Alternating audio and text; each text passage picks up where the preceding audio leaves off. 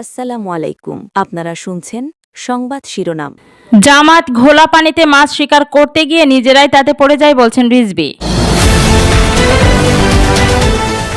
যুক্তরাষ্ট্রের সঙ্গে অন্তর্বর্তী সরকারের চুক্তি দেশের স্বার্থবিরোধী, দায় তাদেরই বলছেন প্রবাসী কল্যাণ প্রতিমন্ত্রী। জানিয়ে দেব, ঢাবি যেদিন ছাত্রলীগ মুক্ত হয়েছিল সেদিনই পরিষ্কার হয়েছিল শেখ হাসিনার পতন সুনিশ্চিত বলছেন সাদিক কায়েম। সর্বশেষ জানাবো, মাদকের সরবরাহ লাইন নির্মূল করার দায়িত্ব রাষ্ট্রকেই নিতে হবে বলছেন চরমনাই পীর। এতক্ষণ শুনছিলেন সংবাদ শিরোনাম, এখন থাকছে বিস্তারিত।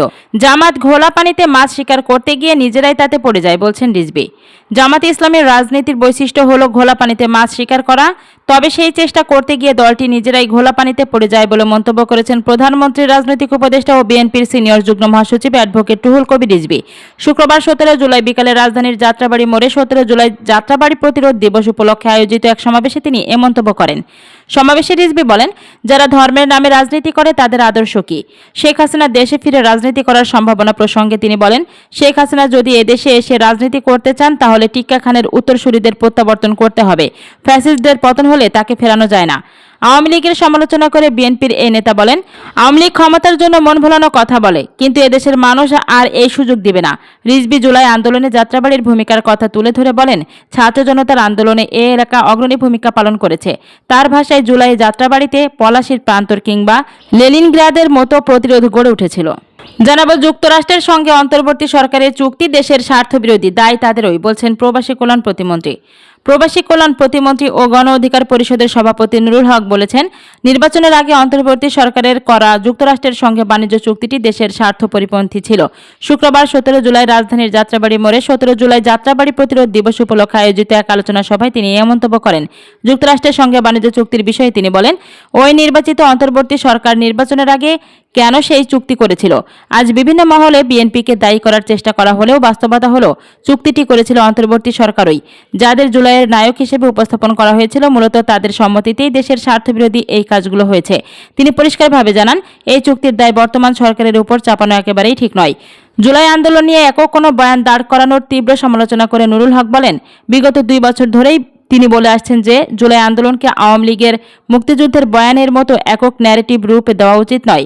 তার অভিযোগ, অন্তর্বর্তী সরকারের সময় একটি নির্দিষ্ট গোষ্ঠীকে বিশেষ পৃষ্ঠপোষকতা করা হয়েছিল, যা রাজনৈতিক সংকট তৈরি করেছে। তিনি সতর্ক করে বলেন, আন্দোলনের শেষ দিকে বিদেশি শক্তির প্রভাব ছিল। কিছু ছাত্রনেতাকে বিদেশি অপশক্তি নিয়ন্ত্রণ করেছিল এবং তাদের ব্যবহার করে সরকারকে প্রভাবিত করার চেষ্টা করা হয়েছিল। রাজনৈতিক জটিলতা নিরসনে সংসদীয় কমিটি ও সংলাপের উপর গুরুত্বারোপ করে তিনি বলেন, রাজপথে হুমকি ধমকির বদলে আলোচনা ও সমঝোতার মাধ্যমে সমাধান খুঁজতে হবে।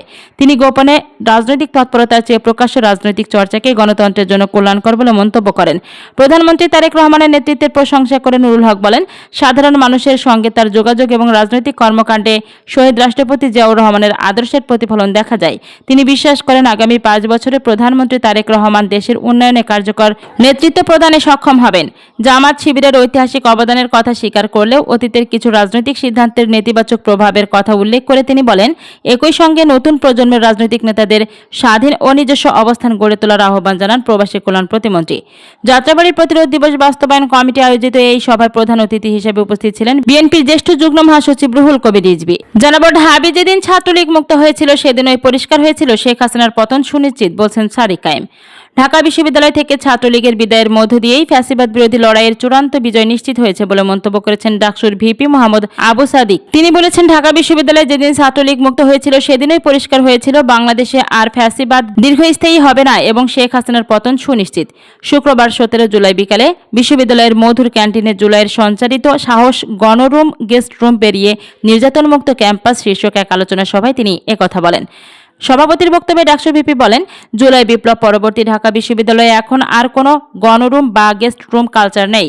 পেশি শক্তির রাজনীতি বা শিক্ষার্থীদের জোর করে রাজনৈতিক প্রোগ্রামে নিয়ে যাওয়ার অপরাজনীতি সম্পূর্ণরূপে বন্ধ হয়েছে। তিনি দাবি করেন, ডাকসু দায়িত্ব নেওয়ার পর থেকে ক্যাম্পাসে সহিংসতা শূন্যের কোঠায় নেমে এসেছে এবং শিক্ষার্থীদের আবাসন সংকট নিরসনে স্থায়ী সমাধানের লক্ষ্যে কাজ চলছে। বিশ্ববিদ্যালয় প্রশাসনের উদ্দেশ্যে ডাকসু ভিপি কড়া হুঁশিয়ারি উচ্চারণ করে বলেন, 17 জুলাইয়ের সন্ত্রাস বিরোধী দিবস থেকে শিক্ষা নিতে হবে। ক্যাম্পাসে যদি আবারও কোনো সংগঠনকে ছাত্রলীগীয় কায়দায় গণরুম গেস্ট রুম সংস্কৃতি তৈরির সুযোগ দেওয়া হয়, তবে প্রশাসনকে চরম পরিণতির মুখোমুখি হতে হবে।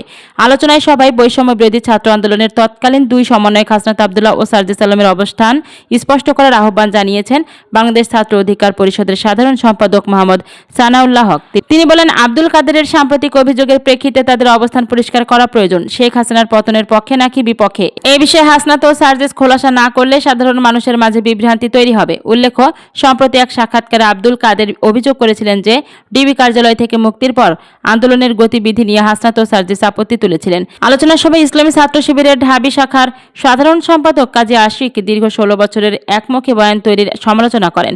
তিনি সাধারণ শিক্ষার্থীদের সঙ্গে দূরত্ব ঘুচিয়ে ক্যাম্পাসে শিক্ষার সুষ্ঠু পরিবেশ ও আবাসন সংকট নিরসনের দাবি জানান। এ সময় বিশ্ববিদ্যালয়ের বিভিন্ন হলে সংসদের ভিপি, জিএস ও এজিএসরা উপস্থিত ছিলেন এবং ক্যাম্পাসের সার্বিক নিরাপত্তা ও গণতান্ত্রিক পরিবেশ রক্ষার উপর জোর দেন। সর্বশেষ জানিয়ে দেব, মাদকের সরবরাহ লাইন নির্মূল করার দায়িত্ব রাষ্ট্রকে নিতে হবে বলছেন চরমনাই পীর। মাদককে দেশের দীর্ঘমেয়াদী ও বহুমাত্রিক ক্ষতির প্রধান কারণ হিসেবে চিহ্নিত করেছেন ইসলামী আন্দোলন বাংলাদেশের আমির ও চরমনাই পীর মুফতি সৈয়দ মোহাম্মদ রেজাউল করিম।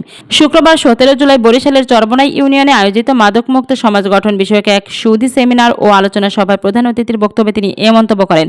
চরমনাই পীর বলেন, দেশের বিশাল জনসংখ্যাকে জনশক্তিতে রূপান্তর করে উন্নত রাষ্ট্র গড়ার সুযোগ থাকলেও অতীতের কোনো সরকারই তা করতে পারেনি, বরং তারা মাদককে প্রশ্রয় দিয়ে তরুণ প্রজন্মের অমিত সম্ভাবনাকে ধ্বংস করেছে। এখন জাতির সামনে সবচেয়ে বড় চ্যালেঞ্জ হলো মাদক প্রতিরোধ করা, যার জন্য চাহিদা ও সরবরাহ উভয় দিকই নির্মূল করা অপরিহার্য।